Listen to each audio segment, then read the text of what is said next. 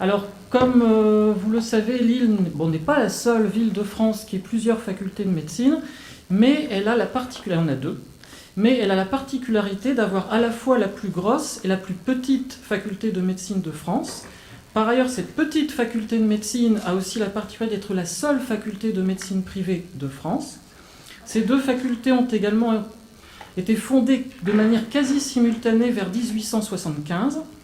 Et que ce soit leur naissance ou leur cohabitation ne s'est pas fait sans heurts. Donc il y a toute une histoire à découvrir. Tout ça attise la curiosité, et c'est pour ça que nous avons fait appel ce soir à deux éminents neurologues qui vont vous raconter la grande histoire et les petites histoires de ces deux facultés de médecine et de leur école neurologique. Donc nous avons fait appel à deux éminents neurologues. Alors le premier est professeur de neurologie à la faculté de médecine de Lille, donc Lille-État, comme on dit. Il était chef de service du service de neurologie et pathologie du mouvement du CHRU de Lille. Il a été également président de la CME du CHU de Lille, mais également président de la conférence des présidents de CME de CHU, également ancien président de la Société française de neurologie, et j'en passe. Il est actuellement très impliqué dans la recherche, que ce soit au niveau de la faculté de médecine de Lille ou de l'université de Lille, et il est délégué scientifique du Haut Conseil de l'évaluation de la recherche et de l'enseignement supérieur. C'est le professeur Alain Desté, que je vous invite à applaudir.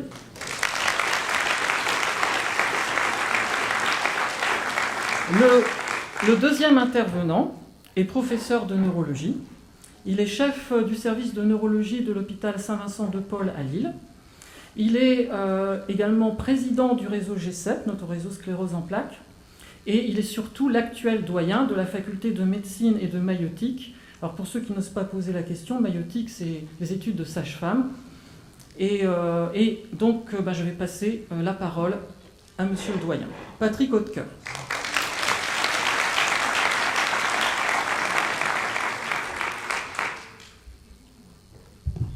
Bonsoir à toutes et à tous et bienvenue dans cet amphi Teilhard de Chardin, qui est l'amphi de la PACES, pour les plus anciens, c'est-à-dire l'ancien PCEM.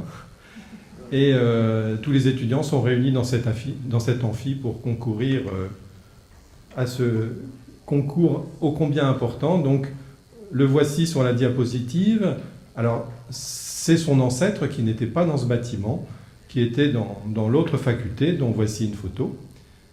Et ça fait des années maintenant que je participe aux congrès nationaux ou internationaux, et il n'est pas une soirée, lors d'un repas, après un ou deux verres, où les gens osent me dire « Mais c'est quoi la Cato à Lille? Pourquoi y a-t-il une faculté à la Cato à Lille ?»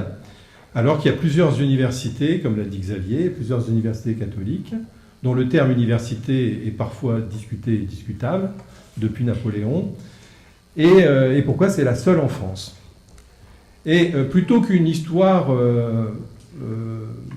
comment tu l'avais intitulée, controversée, moi je parle plutôt d'une histoire tourmentée, car on ne peut comprendre l'existence d'une faculté libre, le terme vient d'une loi de 1875, que si l'on se fait un petit retour en arrière pour expliquer un peu que lors de la Révolution française, toutes les facultés ont été supprimées. Il y avait eu la loi Le Chapelier pour les corporations, et puis il y a eu, sous la Convention, sous Robespierre et compagnie, il y a eu suppression de toutes les universités et des facultés, en disant que, bien sûr, ils n'avaient pas complètement tort, il y avait un pouvoir religieux très hippocratique qui régnait un peu partout, en pensant aussi que la Révolution française, de par la liberté, allait faire disparaître les maladies, c'est ce qui était écrit, que l'abolition du royaume obscur du savoir des privilégiés, par la violence majestueuse de la lumière, sans cloison pour le regard, allait faire en sorte que la prévention était telle qu'il n'y avait plus de maladies. Les guerres napoléoniennes, et même avant les guerres de la Révolution, ont fait que très vite on s'est aperçu qu'il manquait de médecins. Ce n'est pas la première fois dans l'histoire qu'on s'aperçoit après quelques années qu'on a besoin de médecins. On augmente le numerus clausus en disant maintenant il manque de médecins. Et Antoine de Fourcroy, c'est un personnage important pour les étudiants de la PACES, puisqu'on en parle souvent en cours de sciences humaines, et le premier qui a rétabli d'abord des écoles non pas de médecine, mais des écoles de santé, vous voyez la nuance, puis des écoles de médecine. Et c'est sous le consulat que l'on a rétabli des cliniques, enfin on a même établi des cliniques dites hospitalo-universitaires, le chef de clinique étant un terme avec une définition bien propre, et les concours d'externat et d'internat. Et puis, comme on manquait de médecins, il y avait d'un côté les docteurs en médecine et de l'autre côté les officiers de santé, avec des termes de l'époque, la médecine transcendante et supérieure pour les médecins, la médecine vulgaire et commune pour les officiers de santé. Il suffisait de connaître le patois du coin pour pouvoir être officier de santé, il n'y avait pas d'examen pour eux. Et puis arrive l'Empire, et l'Empire s'étend au-delà de la France. Il y a eu à peu près 10 universités impériales en Europe, sous domination française. Et c'est vrai que, contrairement à ce que disent notamment certains anciens premiers ministres, Napoléon est vraiment le successeur de la Révolution, et uniquement de la Révolution française, parce qu'il mettait en avant le public, l'État, face à l'enseignement privé, qu'il soit ecclésiastique ou même laïque. Et donc ceci a fait qu'au début de la Troisième République, en France, il y avait très peu de facultés de médecine, il y avait beaucoup d'universités européennes florissantes, et progressivement se sont ouvertes des écoles secondaires, et historiquement, Lille n'est arrivée qu'après Amiens, et l'école secondaire de Lille, créée en 1805, n'est devenue une véritable école préparatoire pour des officiers de santé et des médecins en 1852. Et le Deuxième Empire a été une catastrophe sur le plan médical, avec d'un côté, vous le voyez, une pénurie médicale. On est passé de 18 000 médecins en France en 1846 à 15 000 avant Sedan. En même temps, donc un marasme de l'enseignement supérieur, notamment en médecine, parce qu'il n'y avait pas de médecins. En même temps, vous avez ici la carte de l'illettrisme de la fin du Second Empire. On n'a pas la médaille d'or, mais pas loin. L'illettrisme. Là, on parlait dans les textes de l'abcès du Vieux-Lille qui était crevé par la disparition, l'arrivée du boulevard de la Liberté et donc la disparition de l'extrémité est du Vieux-Lille, et que cet abcès s'est déversé dans les communes nouvelles de Oisem et d'Équerre. Et puis les maladies de l'époque étaient essentiellement des maladies infectieuses. Et l'état des hôpitaux à Lille, géré par l'administration des hospices de Lille, sous la direction du maire de Lille, vous aviez l'hôpital Saint-Sauveur, aujourd'hui c'est en gros le quartier de la mairie. Vous aviez l'hospice général, il y a une erreur, j'ai mis hôpital, mais c'est l'hospice général. Il y avait l'hospice gantois, lieu maintenant cher aux neurologues quand ils viennent en congrès à Lille. Et puis, Napoléon III était passé à Lille et il avait été très marqué par un enfant qui avait été amputé à la suite d'un accident dans une usine. Et il avait dit qu'il faut faire un hôpital moderne, et ça a été l'hôpital Sainte-Eugénie, naturellement, avec 400 lits de prévus. Et lorsqu'arrive le désastre de Sedan, cet hôpital est construit, mais il n'y a pas un centime pour faire tourner cet hôpital. Donc en 1871, début de la Troisième République, 3 facultés en France, un contraste extrêmement fort avec ce qui se passe en Europe, exactement de la même façon qu'à la Renaissance, les facultés françaises étaient vraiment très loin des grandes universités européennes, et que la méthode anatomoclinique est due à toute cette révolution depuis la Renaissance jusqu'à Napoléon, où on est devenu, le système français, l'un des meilleurs en anatomoclinique. Et donc en 1872, le conseil municipal de Lille, comme Bordeaux, comme Lyon, comme d'autres, demande la transformation de son école préparatoire en faculté, ce qui est refusé par le responsable de la commission, Paul Vert, on en reparlera, et surtout c'est voté par l'Assemblée de 1874, en rappelant qu'à cette époque, l'Assemblée était encore très monarchiste. Les éléments mis en avant, c'est qu'il n'y a pas assez de médecins pour enseigner, qu'il n'y a pas assez d'étudiants, et puis ça coûte trop cher. Bon, on entend encore parfois ce langage. Et même le maire de Lille de l'époque, André Castelbéguin, dit « Quant à vouloir dès aujourd'hui l'ouverture d'une faculté à Lille, il faut en reconnaître l'impossibilité, les éléments faisant défaut, le personnel, etc. » Bon, on va voir qu'il va changer d'avis en quelques mois. Parce que arrive l'amendement Wallon que vous connaissez, probablement, la République, l'élection du président en janvier 1875, et quelques mois après, les fameuses lois de la République, la loi notamment du 13 juillet 1875, qui avait déjà été travaillée par Fallou, rappelez-vous, Fallou, 1983-84, et qui permet, cette loi, la liberté, non pas de l'enseignement primaire et secondaire, mais surtout de l'enseignement supérieur. Et cet enseignement supérieur est considéré comme libre, à la condition de disposer de 120 lits et de compter le même nombre d'enseignants, de professeurs à l'époque, pourvu de grade de docteur qu'une faculté d'État. Et un étudiant qui s'inscrit dans une telle faculté peut passer les examens dans la fac d'État proche, ou un jury mixte fixé par le ministère. Ceci a été supprimé par la suite. À partir de cela, le constat que Lille refuse d'avoir une faculté, que la loi de 1875 permet aux édifices privés de constituer des universités à l'initiative de médecins. Vous avez ici Camille Ferronvreau, un médecin qui avait travaillé dans l'école secondaire de Lille avant, son beau-frère, Monseigneur Hautecoeur, qui fut le premier recteur. Ça ne s'écrit pas comme sans eux, aucun rapport, je ne suis pas le petit-fils d'un évêque, ont vraiment œuvré pour créer tout d'abord l'Institut catholique de Lille. À l'époque, il y avait surtout une fac de droit, puis l'université, il y avait lettres et sciences, puis des cours d'anatomie et de physiologie que j'ai retrouvés notamment lors de la première année pour les futurs étudiants de médecine. Et puis il y a ce fameux projet de créer une faculté de médecine et de pharmacie. Alors il faut se remettre dans le bain de l'époque. Ces médecins chrétiens, je vais dire, ces médecins étaient plus dans le courant du christianisme, du catholicisme social du XIXe siècle, même si ça n'était pas l'exclusive composante de l'université à l'époque. L'objectif, c'était de répondre un peu au scientisme, au positivisme de l'époque, et de faire face à l'anticléricalisme de l'époque.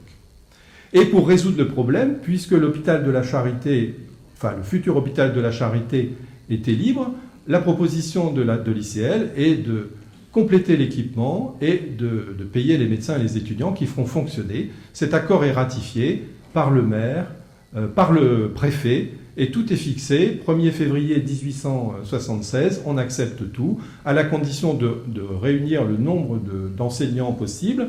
Et donc, Camille Ferronvreau, notamment, va aller dans toutes les facs françaises, notamment les plus prestigieuses de l'époque, comme Montpellier, pour obtenir un premier doyen, Béchamp, qui était un peu le contradicteur de Pasteur, Balthus, un de ses élèves, physiologiste, et puis bien d'autres, Guermont-Pré, et un seul venant de l'équipe lilloise, de l'école secondaire de Lille, et puis des militaires. Tout est constitué. Alors, je cite Bouchot parce que c'est le premier neurologue de la maison, on peut dire, premier titulaire de la chaire de pathologie médicale. Lui venait des hôpitaux de Paris. Il s'occupait d'un dispensaire des maladies nerveuses. Il était médecin-chef à l'asile aliéné de Lomelay. Et tous les étudiants, et j'ai lu que ça existait jusqu'en 1950, devaient aller aux présentations commentées de malades le dimanche matin. Je ne pourrais pas vous dire si c'était avant ou après. Et les élections font qu'il y a une modification gouvernementale en rappelant qu'à cette époque, le président de la République est Patrice MacMahon, plutôt monarchiste, et que le Sénat est plutôt droite, alors que le gouvernement passe plutôt chez les républicains du centre et de gauche. Et puisque l'autorisation était fixée pour le 1er octobre, la réaction gouvernementale s'est allée très vite de faire changer d'avis le maire de l'époque, et un décret est signé le 31 août 1876, publié au JO très rapidement, pour qu'il y ait une fac d'État. On parle de 2 circonscriptions. En gros, j'ai retrouvé la circonscription, il y avait le boulevard de la Liberté, pour ceux qui connaissent, et le boulevard Jean-Baptiste Lebas. Tout ce qui était du côté Vieux-Lille, c'était l'Île-État, et tout ce qui était les nouveaux quartiers, c'était la Cato. Et donc, vous voyez que l'État, quand il veut, peut aller très vite. En quelques mois, le 12 novembre 1876, la faculté de médecine est ouverte, et le premier doyen s'appelle Cazeneuve, qui n'est pas non plus un ancêtre de qui vous savez, mais qui était le directeur de l'école secondaire de médecine de l'école secondaire de Lille. Et puis très vite, le gouvernement Wellington supprime les jurys mixtes. L'ICL, bien sûr, se trouve désemparé, puisque l'accord qui avait été donné d'avoir des lits à l'hôpital de Sainte-Eugénie étant tombé, L'affaire est allée jusqu'au Conseil d'État, je pense que le président de la République est intervenu aussi à l'époque, pour annuler la décision, et ce qui a permis d'avoir une faculté le 6 juillet 1877, officiellement reconnue. Les premiers malades arrivant le 25 juin 1877, pour ceux qui aiment l'histoire, c'est un an pile poil après la bataille de Little Bighorn. Et in fine, la décision gouvernementale et du maire de Lille était aucune faculté en 1874. Et en 1877, voilà qu'il y a 2 facultés de médecine à Lille qui vont se partager Sainte-Eugénie, si j'ose dire, enfin qui vont se partager l'hôpital de la Charité en aile droite et aile gauche. Et la médecine à l'époque se faisait beaucoup aussi dans les dispensaires. Et pour ce qui nous concerne, il y avait Saint-Raphaël et Sainte-Camille, une maternité. Et puis le choix de la faculté, c'était logique de la faire à côté de Sainte-Eugénie, mais le préfet a refusé. Et donc, ceux qui connaissent le Vieux-Lille, la première faculté de médecine de la Cato était au 78 rue de la Barre. Maintenant, ce sont des immeubles résidentiels. Avant la construction, pour 1882 et 83, de notre faculté de médecine qui a été rénovée vraiment brillamment il y a peu. Et puis, avant de passer la parole au professeur Alain Desté, je rappelle que par la suite, il y a eu des extrêmes des 2 côtés, que je résume un peu avec des journaux aussi propagandistes et extrémistes que d'un côté l'Action française, que de l'autre côté l'Écho du Nord ou le Progrès du Nord, les uns réclamant l'absence de toute catholicité et de l'autre côté une action française un peu dominante dans les esprits. Et la conclusion qu'on peut en tirer pour cette première partie, c'est que finalement, quand les extrêmes s'opposent, nous n'avançons pas bien vite. Je passe la parole au professeur Desté.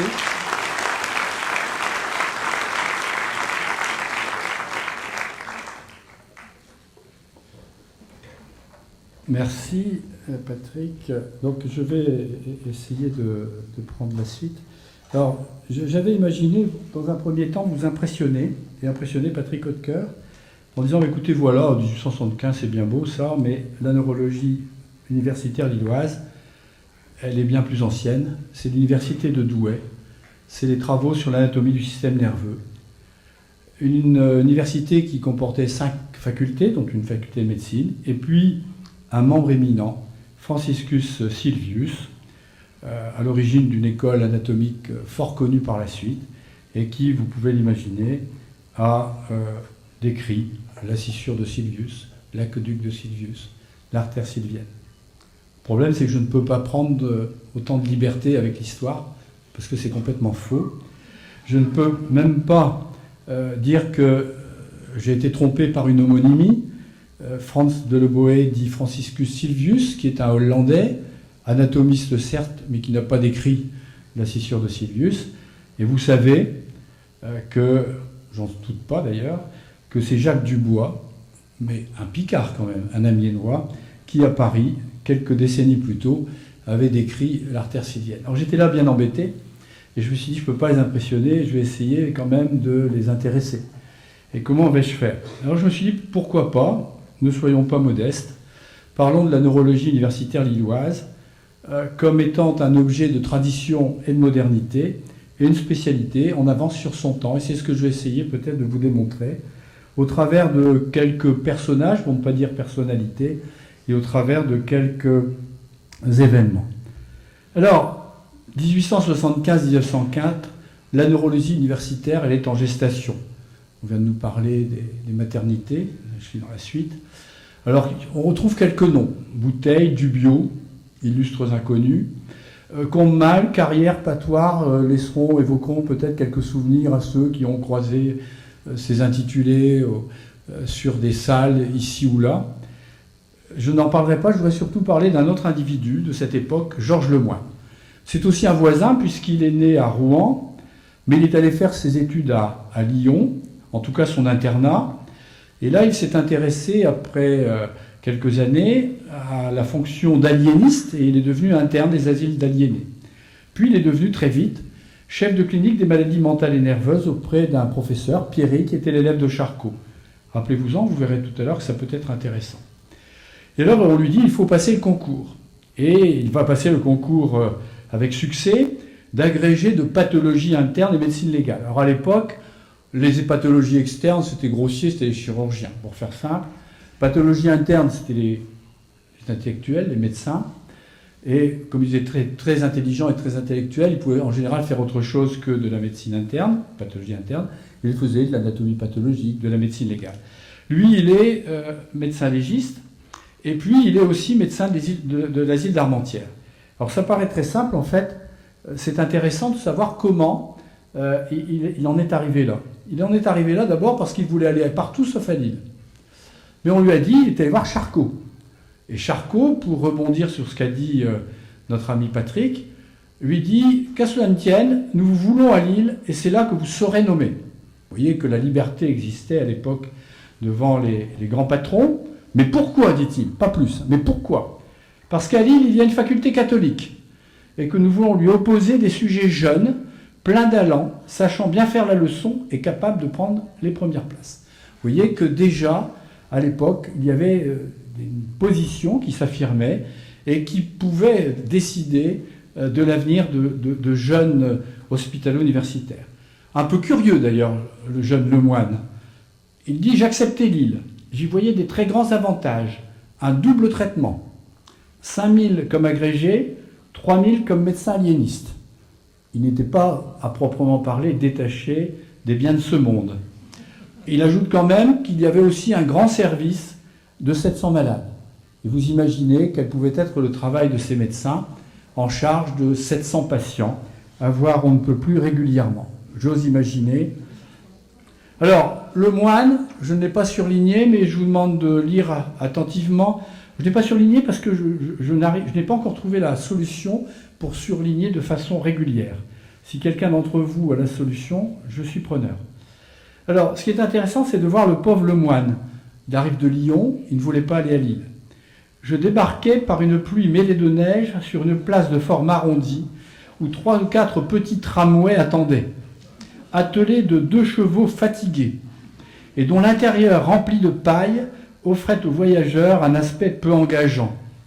On imagine, hein, une grande rue mal éclairée, la rue Féderbe, s'ouvrait devant moi, de rares passants affairés allaient à grands pas, des magasins sombres vides d'acheteurs paraissaient aussi tristes que la rue elle-même. Un seul, une confiserie, on voit déjà les problématiques alimentaires qui se profilent, où derrière la vitre se balançait un ours mécanique, attirait les regards par une lumière plus éclatante. Tout le reste paraissait mort. Vous voyez l'accueil du pauvre Lemoine. Le pauvre Lemoine va quand même faire carrière, Dieu merci pour lui. Il est nommé professeur de thérapeutique en 1889. Je vous précise que c'est rapide. Et je vous précise aussi que les agrégés à l'époque étaient nommés pour une période. Et au terme de la période, s'il n'y avait rien, c'était terminé. Il est médecin de l'asile d'Armentières, puis de l'asile de Bailleul, celui des femmes. Puis il devient responsable, il devient médecin de la clinique médicale de la Charité, on en a parlé tout à l'heure, de la Charité, et il en assure la responsabilité à partir de 1896, et ce jusqu'à 1928. Et durant toute cette période, Lemoine, qui a donc un passé de chef de clinique de neurologie, mais qui est aussi un interniste, va être considéré comme le neurologue référent de la grande région du Nord. Georges Lemoine, la neurologie, je vous ai dit, tradition et modernité.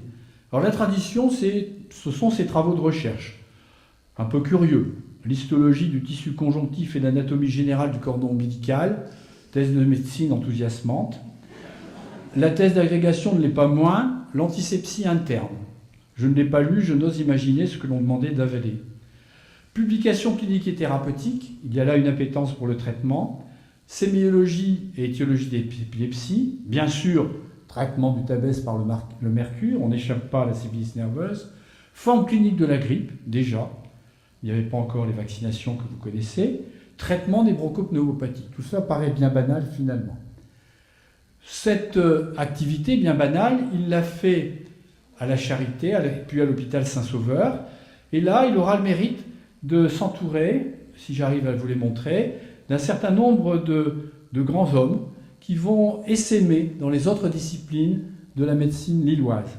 Charles Auguste, une terreur, me rappelle Antoine Cortot, qui ne l'a pas connu, mais le père Paris s'en souvenait. Gastro-entérologie. René Legrand, le grand patron de la cardiologie, Et puis le professeur Minet, le grand patron de la pathologie respiratoire, et ici, sérieux comme un pape, je peux le dire ici, Georges Lemoine. La modernité, c'est d'abord une vision novatrice de la médecine. On a beau être neurologue, on est aussi pathologiste interne, et il est normal que l'on intervienne au Congrès français de médecine à Toulouse. Et lui, il intervient sur quoi? Sur l'instrumentation médicale. Alors cela va vous paraître tout à fait banal, mais à l'époque, il parle du stéthoscope, il parle du thermomètre et de la thermométrie, qui donne des chiffres exacts depuis peu. Il évoque le microscope, et surtout, il fait allusion à la découverte de Röntgen, et là, il évoque les débuts de l'imagerie médicale. Et vous connaissez, vous qui êtes neurologue, l'importance aujourd'hui de cette technique d'exploration, qu'elle soit morphologique, parce qu'elle était peut-être balbutiante à l'époque, ou maintenant fonctionnelle. En tout cas, en tant que neurologue, il évoque aussi, et c'est un précurseur, le rôle de l'environnement et de la génétique. Alors je ne vous dis pas la totalité du texte parce qu'il concerne la région du Nord, et les détails concernant l'environnement, la génétique et les conséquences sont un peu lourdes pour nous. Il écrit simplement que la race, c'est la génétique, le climat d'une région, le genre de vie, exerce une action indiscutable sur le développement, la fréquence et l'évolution de divers processus pathologiques. Le Nord, de par l'humidité de son climat, et j'en arrêterai là.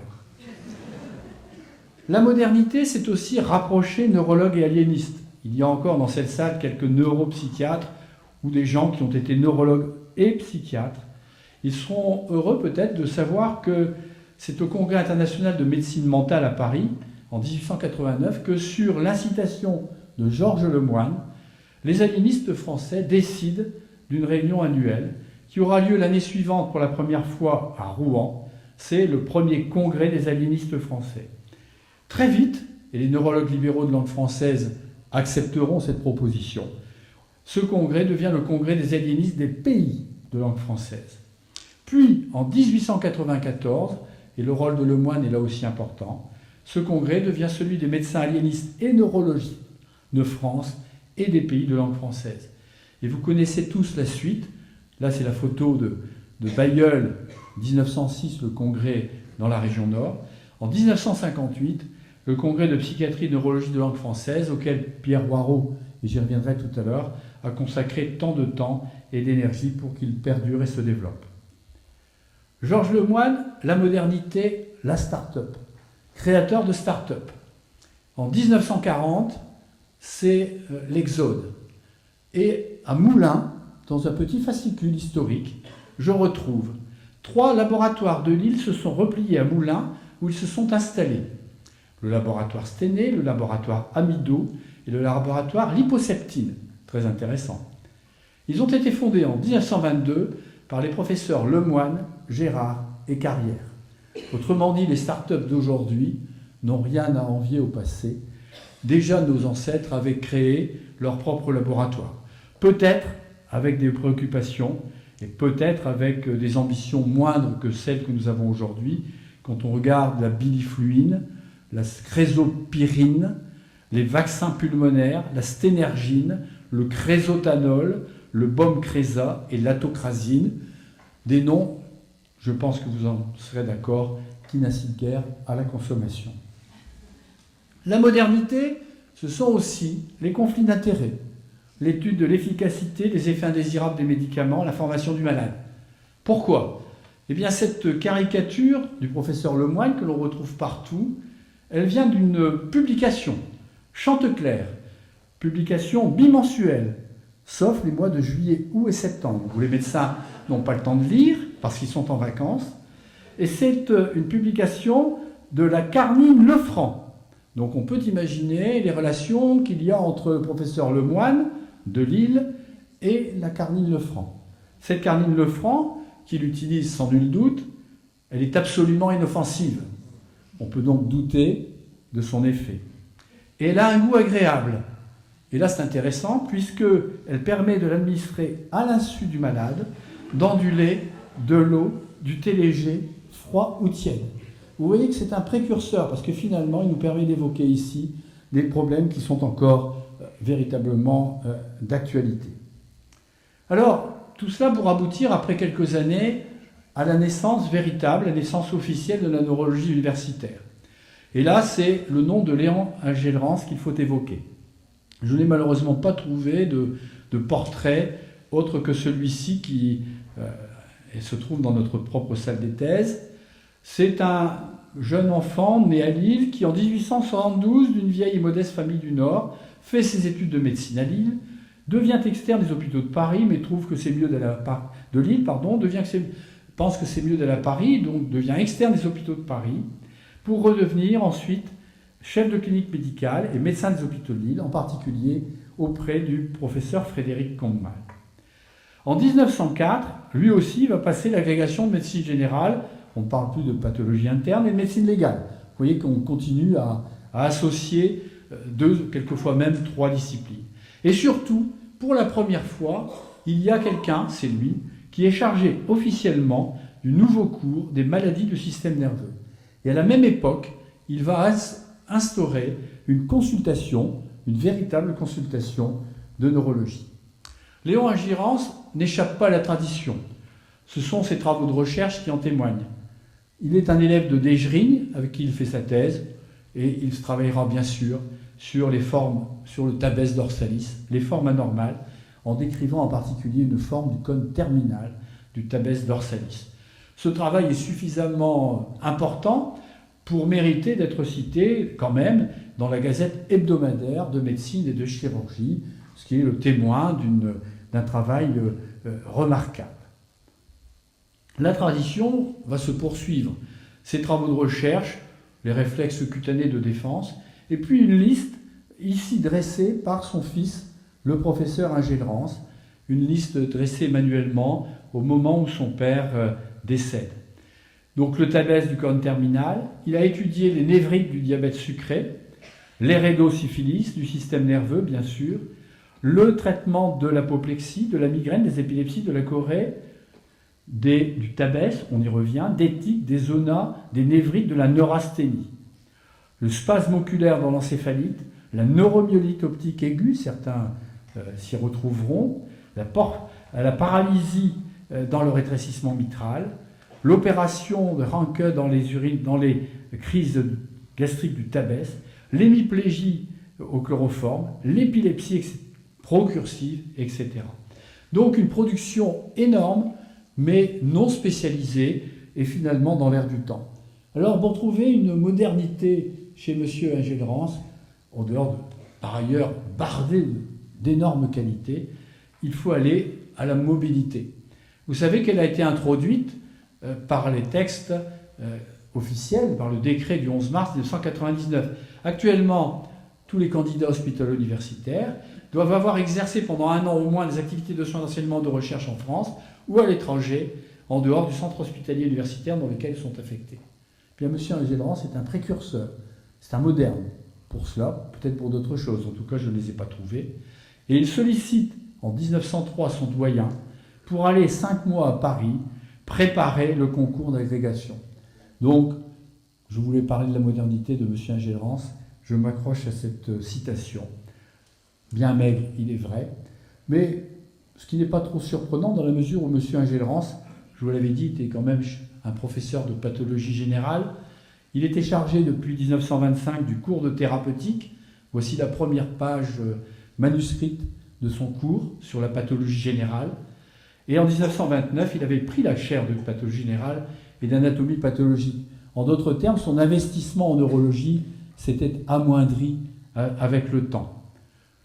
Je vous fais remarquer ici qu'il décrit la pathologie spéciale, il la distingue de la pathologie générale, pour dire que la pathologie spéciale crée les cadres, la pathologie générale les détruit, la pathologie spéciale différencie les cadres, la pathologie générale les unifie.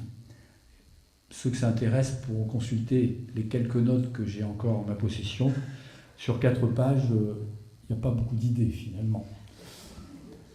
Alors, la neurologie est en difficulté, puisque M. Engelrens s'en désintéresse un peu. Et c'est la psychiatrie qui va venir au secours de la neurologie universitaire lilloise.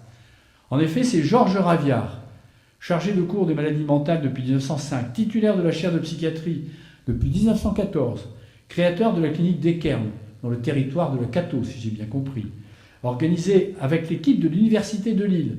On sent là la notion de service hospitalo-universitaire, qui va sauver la neurologie lilloise en faisant venir un jeune interne, en 1922, un interne des hôpitaux d'Alger, Paul Nérac.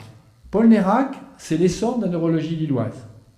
Il est docteur en médecine en 1923, médecin des hôpitaux psychiatriques en 1925, agrégation en 1927, professeur agrégé en 1929, chargé de cours, professeur de neurologie en 1941, chaire de la clinique neurologique et psychiatrique en 1947, responsable à l'hôpital suburbain de Saint-André, après avoir travaillé pendant quelque temps dans 2 baraquements, d'un énorme service de neuropsychiatrie, 240 lits seulement, parce qu'il a eu la gentillesse et la grandeur d'âme de laisser 80 lits à un jeune collaborateur, le professeur Émile Laine.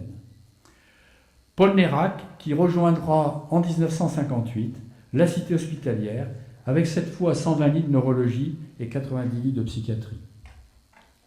Paul Nérac, c'est difficile de parler de la tradition. Finalement, il n'est guère traditionnel. Par contre, il est beaucoup plus facile de parler de modernité pour lui. Pourquoi ? Eh bien parce qu'il va obtenir que la neurologie et la psychiatrie se retrouvent en une seule et même chaire lorsqu'il revient en période après la guerre. Parce que ses travaux de recherche sont originaux. Il travaille sur la dégénérescence hépatolenticulaire. Il est le premier en France à publier sur la maladie de Wilson. Il travaille sur les maladies neurodégénératives. Il est responsable de la 2e observation française anatomoclinique de maladie d'Alzheimer. Il applique à la médecine, à la neurologie, les mathématiques et les statistiques. Par exemple, le travail l'analyse statistique des données de la numération leucocytaire. Il travaille beaucoup sur le cerveau, la relation cerveau-machine, en laissant des traces. Certains d'entre vous, mais je ne pense pas qu'ils soient nombreux, se rappelleront peut-être Gérard Milbled essayant de faire marcher un fauteuil automatique. Il travaille aussi sur la psychologie. Il introduit la psychologie dans les études médicales, la psychologie et la psychiatrie. Et il insiste beaucoup sur l'importance de la relation médecin-malade. Tout le monde insiste sur son humanité. Et il va aider au développement de la neurochirurgie. Je vous ai déjà parlé d'Émile Laine. Peut-être même en ayant opéré lui-même. J'ai retrouvé trace de son nom dans quelques textes qui le laissent à penser. Il a peut-être été l'un de ces neurologues qui ont osé ouvrir une boîte crânienne il y a quelques décennies, voire davantage. Les explorations fonctionnelles neurologiques. Alors là, je vous passe. Il a un élève qui bidouille, on peut l'expliquer, le premier appareil EEG à Lille. La suite, ce sera Gérard Milbled, Jean-Daniel Guieux, Philippe de Rambure. La neuroradiologie, c'est Bonte qui va perdre l'œil en raison des rayonnements et qui va donner naissance à cette école, représentée aujourd'hui par Jacques Clarisse et puis Jean-Pierre Pruvot. Et puis, il sait que la biologie peut apporter quelque chose. Et il sait que c'est plus facile de la faire quand on est intéressé, concerné. Et il va se battre pour que la clinique de neurologie ait son propre laboratoire et que ces analyses ne soient pas faites simplement et exclusivement à la faculté, par des biologistes qui n'ont pas de contact avec la clinique. Paul Nérac, ce sera aussi la reconnaissance. Il préside, et vous n'en serez pas surpris, le congrès de psychiatrie et de neurologie langue française à Strasbourg. Il prononce le rapport introductif du premier congrès international de médecine cybernétique en 1960. Il est rapporteur l'année suivante au congrès mondial de neurologie à Rome. Il est vice-président du 9e congrès mondial de neurologie en 1969 à New York. 1969, premier congrès international au-delà de l'Atlantique. 1969, présidence de la Société française de neurologie, présidence dont il disait que c'était la cime de ce que pouvait espérer atteindre un neurologue. Paul Nérac, cet essor de la neurologie lilloise, l'amènera à constituer une école. Cette photo, simplement, pour rappeler Émile Laine, et pour rappeler, je lui ai promis tout à l'heure, notre ami Gros, le professeur Gros. Il est encore docteur à l'époque, aux côtés de M. Nérac. Mais quand M. Nérac s'en va, en 1969, la situation est difficile. C'est le combat des chefs. Le combat des chefs parce que la neurologie et la psychiatrie se sont séparées après 1968. Les psychiatres ont tombé la blouse. Les malades vont bientôt quitter l'hôpital, se retrouver dans la rue. Les neurologues, eux, sont restés de leur côté. Et la question se pose, que va devenir la chaire de neurologie et psychiatrie du professeur Fontan? 3 candidats. Michel Fontan, professeur Pierre Gros, professeur Pierre Warraud. Le combat est rude, c'est le combat des chefs. La chaire reste en neurologie. Le professeur Fontan reste en hydrologie, le malheureux. Il était responsable de l'hydrologie. Il faisait cours sur les eaux thermales. Si, on en a appris des choses. La neurologie, oui, mais 2 candidats, Warraud et Cros. Le combat est difficile et c'est le professeur Warraud qui va l'emporter de peu. Nous ne sommes pas d'accord sur les chiffres. J'ai des arguments, j'ai des documents officiels. La différence sera de 4 voix. Et, me dira toujours M. Warraud, 4 voix parce que les fondamentalistes ont plutôt voté pour lui, dans la mesure où il avait eu une carrière non seulement de neurologue, mais aussi de chef de travaux en anatomie pathologique, en particulier auprès du professeur Drissens, en oncologie, et qu'il avait été l'un des éléments moteurs de ce qu'on appelle maintenant l'Institut de recherche sur le cancer de Lille. Pierre Warraud, c'est 1969, reconstruire et poursuivre. Reconstruire, non pas que ça a été détruit, mais on repart sur des bases nouvelles. Il n'y a plus de neuropsychiatre. Et c'est un problème. Philippe Lestavel se souvient, comme d'autres, de cette période où la neurologie va vivre, finalement, parce que, quelque part, c'est un peu M. Warraud, parce qu'il y aura en neurologie des neurologues, Henri Petit, par exemple, Madame Arnott, par exemple, mais aussi des psychiatres, Philippe Lehambre, qui le matin fait le tour en neurologie et l'après-midi va faire le tour en psychiatrie. Donc, reconstruire parce que les bases sont différentes et poursuivre. Pierre Warraud peut le faire, pourquoi? Parce que Pierre Warraud, nommé en 1958, après avoir planché sur le syndrome neuroanémique et s'être confronté à des gens comme Bernard Schott de Lyon, comme Maurice Goulon de Paris, comme Porot d'Alger, Henri Collomb de Dakar, eh bien, a choisi le temps plein hospitalo-universitaire qui vient d'être instauré par la réforme Debré. C'est le premier professeur de Lille à avoir choisi l'hospitalo-universitaire. Il est clinicien avant tout, il est soucieux du lien entre la neurologie et la psychiatrie.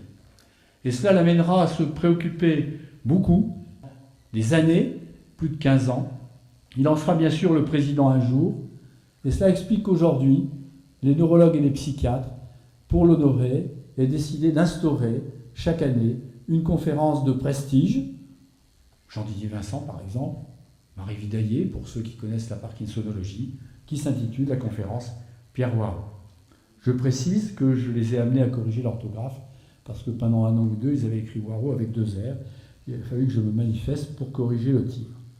Alors Pierre Warraud, à partir de cette période, 1969-1989, c'est la paix armée. La paix armée entre ces 4 individus? Non. Parce qu'avec M. Dereux, c'est une paix paisible. La paix armée, c'est entre Madame Arnott, dont chacun se souvient ou imagine avoir quelques souvenirs, Pierre Warraud et Henri Petit. Ils sont au départ tous les 3 ici. Ça se passe plus ou moins bien. Et finalement, Madame Arnott quitte l'hôpital Hurier, la cité hospitalière, pour l'hôpital de la Charité, où elle hérite du service d'alcoolologie et rééducation alcoolologique dont se préoccupait le professeur Fontan. Et elle le transforme progressivement en un service de neurologie et alcoolologie. Tous les 3, en fait, mais surtout ces 2-là, n'attendent qu'une chose: l'ouverture de l'hôpital Roger Salengro, source de développement, source d'identité, d'indépendance. Ça traîne un peu pour différentes raisons, architecturales et comportementales. L'administration hospitalière n'a pas les moyens d'ouvrir les 180 lits, 3 services de 60 lits. Monsieur Petit, pour avoir son indépendance, accepte 45. Madame Arnott, pour quitter la Charité, accepte 45. Monsieur Waro explique, je suis titulaire de la chaire, je dois assurer la formation des étudiants, je ne partirai qu'avec 60 lits. L'administration hospitalière plie, et monsieur Waro hérite d'un service de 60 lits, prend possession d'un service de 60 lits, monsieur Petit de 45, madame Arnott de 45. Et pendant quelques années, les choses se déroulent. Elles se déroulent bien jusqu'à ce que la révolution culturelle se fasse, non pas sous l'égide de Mao, mais de deux maoïstes comportementaux. Michel Crémadez, professeur à HEC, que Thérèse Lebrun doit connaître, je pense, et quelqu'un qu'elle connaît bien aussi, puisqu'elle a eu recours à ses services, m'a-t-on dit, et je le sais, puisque je l'y ai vu, François Gratteau. Tous deux ont écrit un livre, Le management stratégique hospitalier, appliqué à l'hôpital, le management tel qu'il est fait dans l'entreprise. L'hémiplégie droite à Béthune, l'hémiplégie gauche à Valenciennes, l'hémiplégie VIP, Crémadez, Gratteau, au CHU. Comme je l'ai expliqué à Crémadez au jour, que j'ai revu par la suite, si vous mettez, il arrivait de chez Michelin, si vous mettez un pneu sur un train à destination de Bordeaux, il ne dira rien. Si vous mettez un Valenciennois dans une ambulance à direction de Béthune, ça n'ira pas. Passons. Passons, pourquoi? Parce que cette démarche stratégique, faite de choix, d'orientation, de spécialisation des services, de développement de nouveaux modes de prise en charge, d'hospitalisation programmée, va finalement arriver à convaincre une équipe neurologique dans laquelle quelqu'un a pris une place prépondérante, Henri Petit. Il l'a prise, cette place, parce que en 1989, Monsieur Waro, Madame Arnott ont cessé leurs activités, que j'ai remplacé Monsieur Waro, et que Didier Lès a, et là c'est véritablement hérité du service de Madame Arnott, qu'il va orienter vers la pathologie neurovasculaire. Je m'arrêterai là pour l'histoire, pour dire simplement, peut-on être satisfait de cette évolution? Alors, je pense que oui. Deux professeurs, donc nous avons transformé l'essai, Madame Arnott, Madame Pasquier, Madame Cordonnier. La féminisation est une réalité. 4 professeurs sans eux de neurologie, praticiens hospitaliers, une maîtresse de conférence, plutôt un maître de conférence, une vingtaine de praticiens hospitaliers, 7 chefs de clinique, des neurologues en neurophysiologie, c'est important. Philippe Gallois, qui est dans la salle, le sait. L'équipe précédente n'était pas faite de neurophysiologiques. Aujourd'hui, Philippe de Rambure, Christelle Charlet-Monaca, François Cassine qui est là, William Surail, sont tous des neurologues. En neuropathologie, Vincent de Rancourt. En santé publique, je rappelle que le bon professeur Salomé a été mon interne. En pharmacologie, je rappelle que les professeurs Bordet, De Planck et De Vos ont été nos internes. Aux urgences, je n'en dirai pas plus. Et des services de neurologie dans la plupart des hôpitaux de la région. Une activité qui n'a plus grand-chose à voir avec ce qui était autrefois. 15 000 séjours l'an dernier, 35 000 actes externes et consultations. Et puis des structures labellisées sur lesquelles je passe vite. Une recherche labellisée et une visibilité de la recherche au sein de notre établissement, puisque en toute modestie, comme vous pouvez le voir, le poids de la neurologie clinique est aujourd'hui très largement en avant devant les autres spécialités dans le CHU de Lille. Donc finalement, une histoire faite de tradition et une histoire faite de modernité dont on peut, en toute modestie, je sais, en toute modestie, être satisfait. Merci.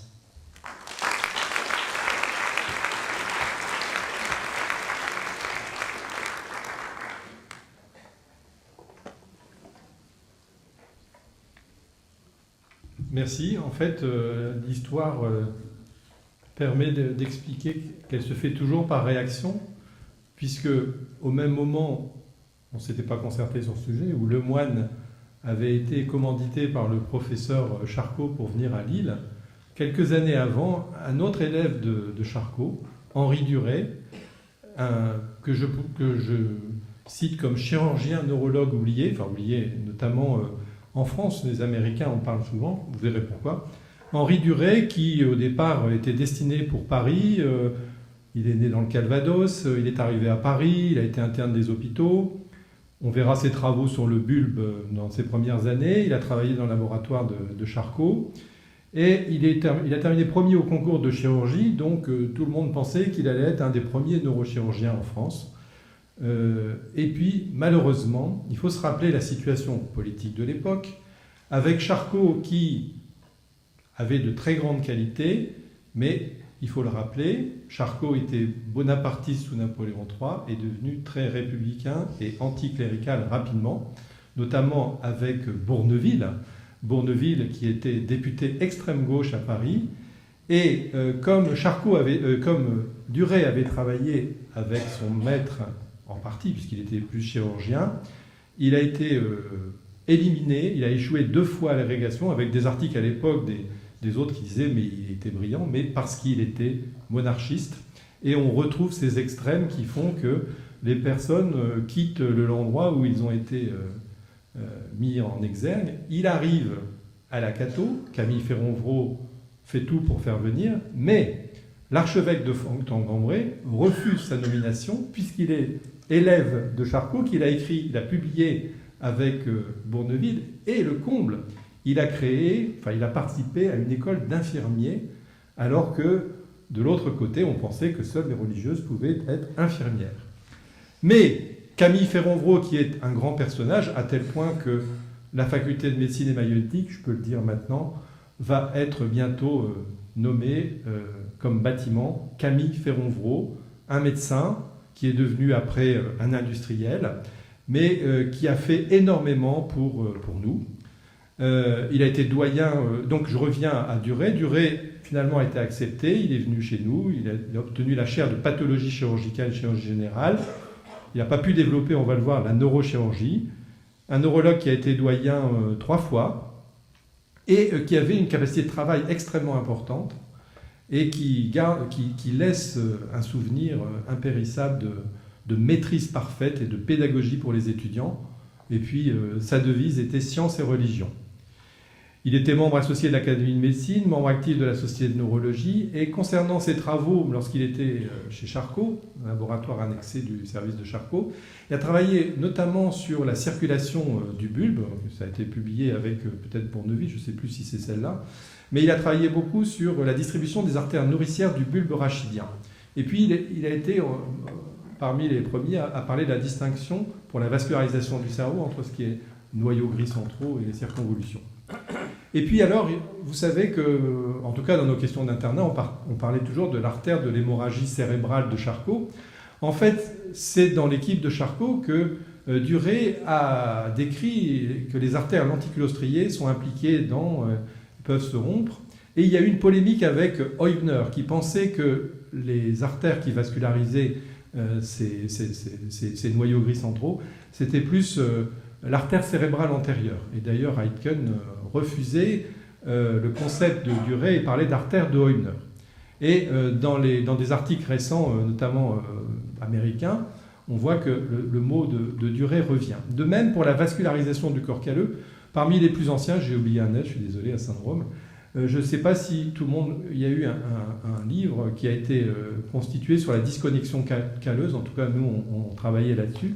Et pour la vascularisation du splénium du corps calleux, il y avait une rivalité entre l'artère péricalleuse postérieure, branche terminale de l'artère cérébrale antérieure, ce qu'avait mis en avant Duret au début, et d'autres qui pensaient que c'était les cérébrales postérieures.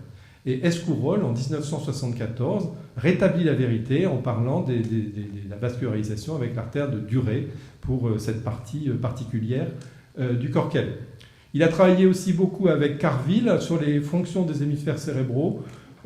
J'ai regardé un peu, en fait ça a servi un peu pour les travaux de Charcot et notamment les leçons, bien après celles de la CEP, parce que la CEP c'est en 1868 la leçon.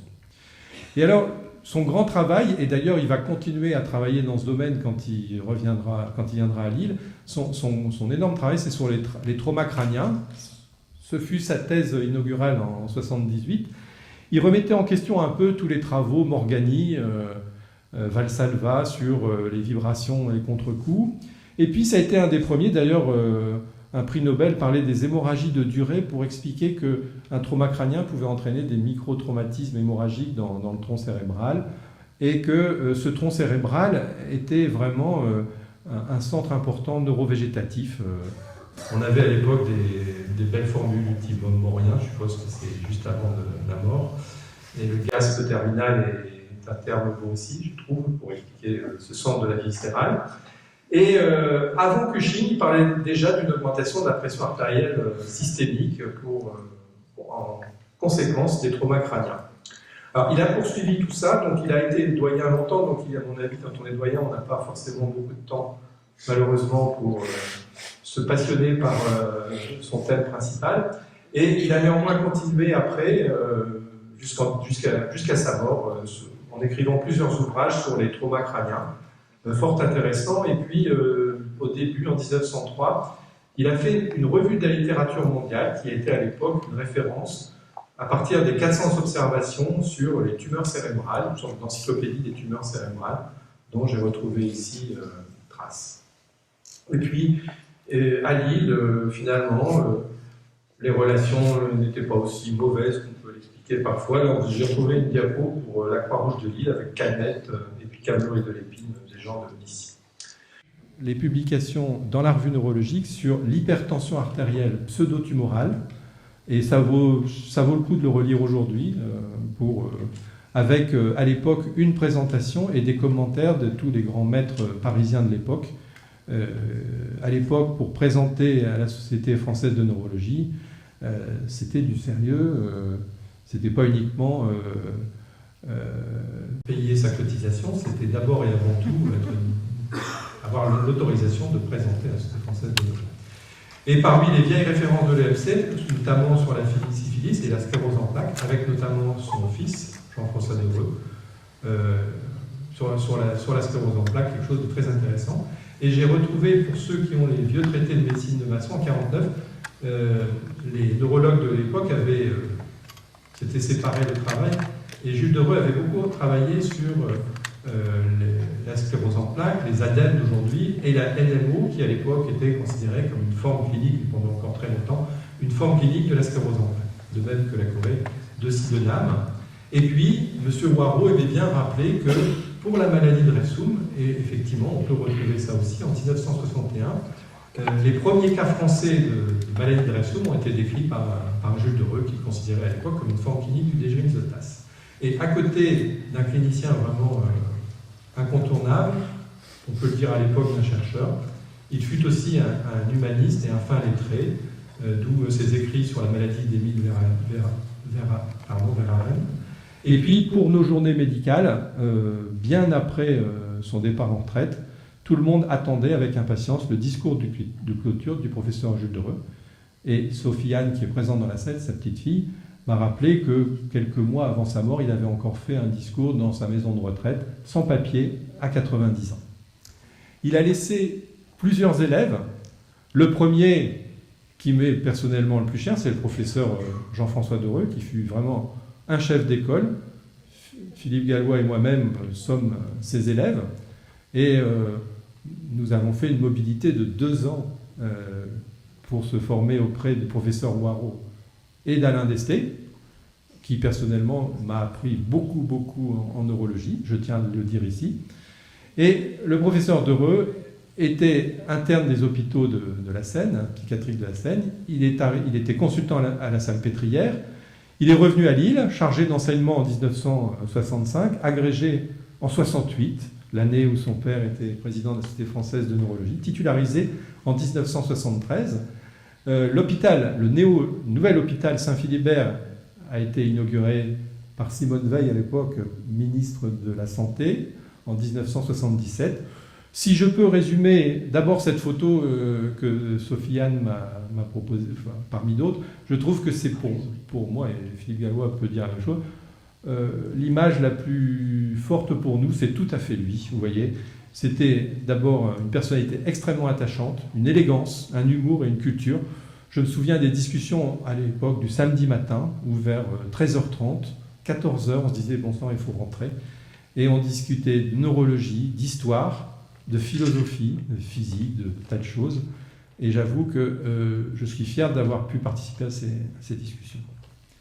Et il a publié dans de nombreux domaines, pas au niveau où on l'exige aujourd'hui, mais je sais que nous, les jeunes à l'époque, nous avions en référence le fameux Médicorama de la sclérose en plaques, et je l'ai relu il y a récemment. Franchement, pour l'époque, hein, ça se termine en, je ne sais pas dans quelle année c'était, mais c'était bien avant les années 80. Le dernier chapitre, en 75-76, c'est vers l'immunomodulation. Franchement, quand on voit la suite.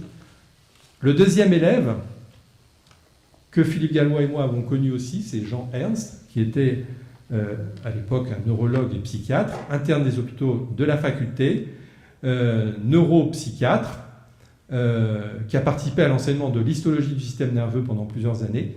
Il est devenu, en même temps que son ami, je sais que Jean-François Dereau et Jean Ernst disaient réciproquement mon frère, quasiment. C'était vraiment deux frères, l'un en neurologie, l'un en psychiatrie. Moi, j'ai pu travailler avec lui notamment sur les sismothérapies. On avait vraiment trouvé des choses très intéressantes. Le congrès de psychiatrie langue française existait encore sur la latence en fonction de l'état de la mélancolie, avant, après traitement, très intéressant. Et c'était un mélomane averti qui pouvait quitter sa consultation pour partir à New York parce qu'il savait qu'il y avait tel concert, il partait, il allait. Voilà. C'était un grand bonhomme et qui a été président de l'Institut collégial de psychiatrie de Lille. Et qui est, je me souviens, il était dans mon jury de thèse avec Alain Desté, avec le professeur Waro. C'est son dernier discours public, puisqu'il est décédé dans les 48 heures, 2-3 jours après cet événement, mais j'espère que je ne suis absolument pas responsable de ça. Et le troisième, donc il y a eu un élève neurologue, un élève psychiatre, et un élève neuropsychiatre et doyen, là encore, qui était le professeur Choteau, que certains d'entre vous ont connu, qui a été neuropsychiatre, qui a eu cette singularité pendant de nombreuses années d'être prof à la fac et neuropsychiatre en libéral à Roubaix. Et il a ensuite été chef de service du fameux hôpital de la Charité, qui était un service de médecine interne, et qui a fondé le deuxième pilier de notre groupement des hôpitaux de l'Institut catholique de Lille, à savoir l'hôpital Saint-Vincent, et donc un peu parmi d'autres, à l'origine du terme des groupements des hôpitaux, à l'époque groupe hospitalier de l'Institut catholique de Lille. Et je termine, parce que je n'ai volontairement pas voulu parler de moi-même ou de Philippe Gallois, on n'a pas voulu se mettre dans la boucle. Je rappelle qu'il a laissé aussi d'autres héritiers, le voici à 90 ans. Vous voyez ici, dans le... Alors excusez-moi, là, c'est pas très bon, mais c'est le congrès de psychiatrie de neurologie de langue française de Caen, en 1971. Le voilà. Et puis là, vous avez une petite fille, 1971, je sais, on est de la même génération, Sophie-Anne Dereux, qui était à côté de son grand-père et qui a peut-être eu envie de faire neurologie à cette époque. Et je termine par un témoignage, l'écriture du professeur Jules Dereux, qui a eu le fameux marteau de Babinski, qui a été donné à Clovis Vincent, et voici en 1950, parce que Jules Dereux, son grand patron, c'était Clovis Vincent.